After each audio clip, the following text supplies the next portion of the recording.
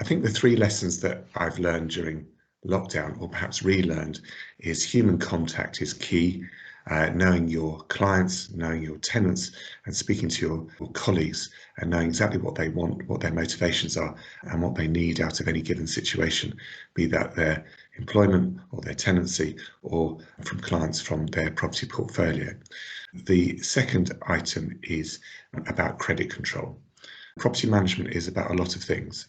It's about running the services, it's about keeping properties in repair, it's about looking at opportunities to add value, but at its very heart is credit control, collecting the rent. Now, this is all really dealt with during lockdown.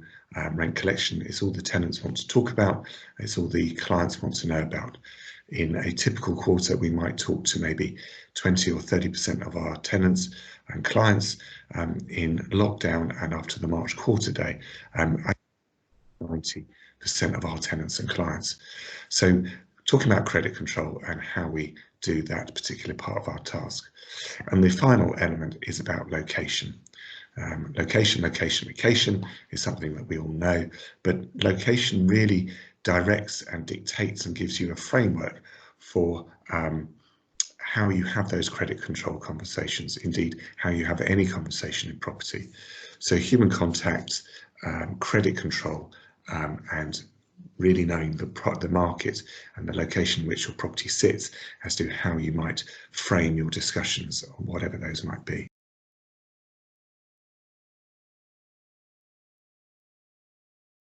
Perhaps I can answer that by using some examples.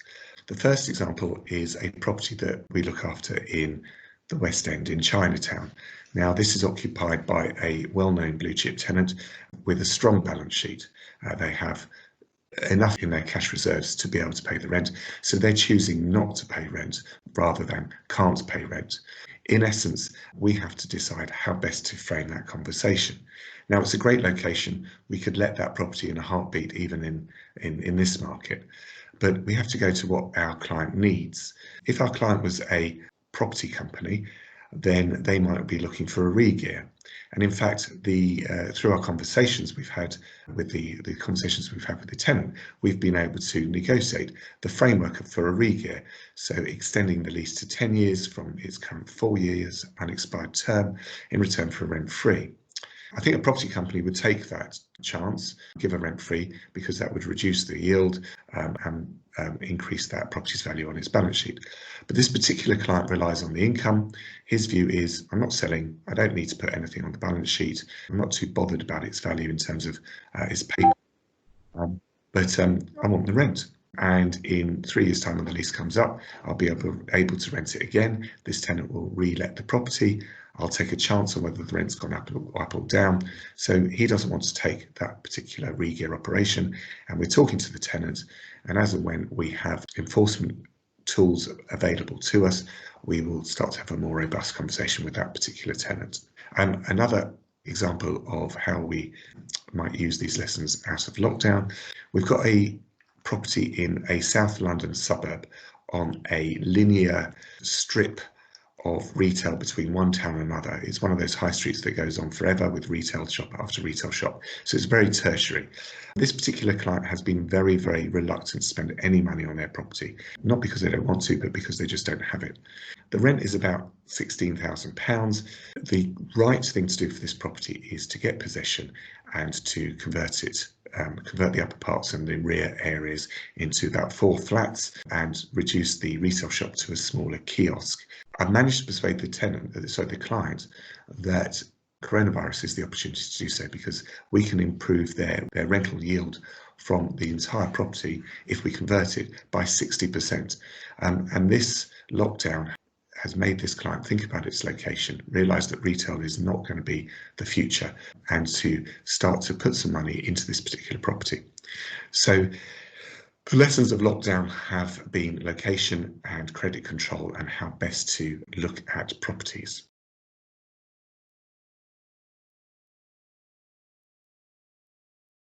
Well, this is an interesting question, because the government has been trying to help a whole host of sections of our society, from tenants to employers and employees.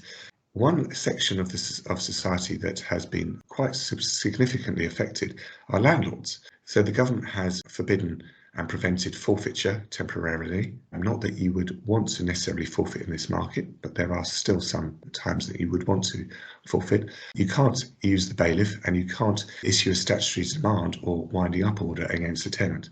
So really you have very little in your armoury, but that might not be such a bad thing because most situations can be resolved with a discussion. And it goes back to my first point, human contact.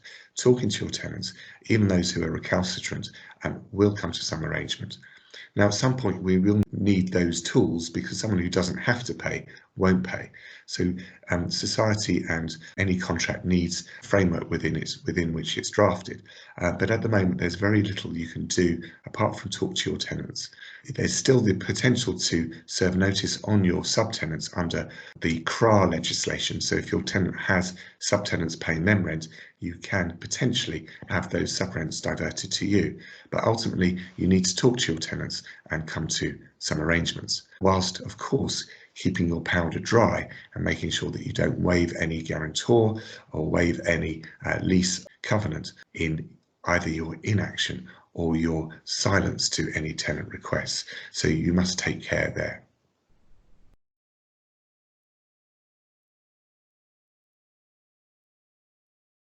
I think I'd answer that question in the following way by perhaps giving you another example.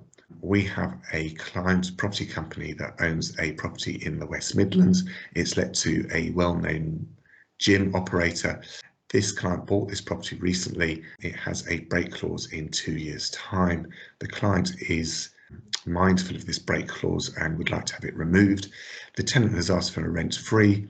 On our client's instructions, we've approached the tenant to give them not just a rent-free for a quarter, but a rent-free for a longer period of time in return for having the break clause lifted. Now we're in the early stages of that negotiation. But the top tip is to look at your lease, look at your property, look at how you can use any tenant request, because after all, it's a request. They're contractually obliged to pay you rent. So if they're asking you for something, then have a look in your lease to see if there's something that you would trade. Maybe it's a poor service charge clause, a break clause. Maybe you want to improve the repairing clause or get the lease put outside the act because maybe you have development opportunities coming up. Whatever it is, if someone's asking you for something, then perhaps you can trade that and improve the value of your asset.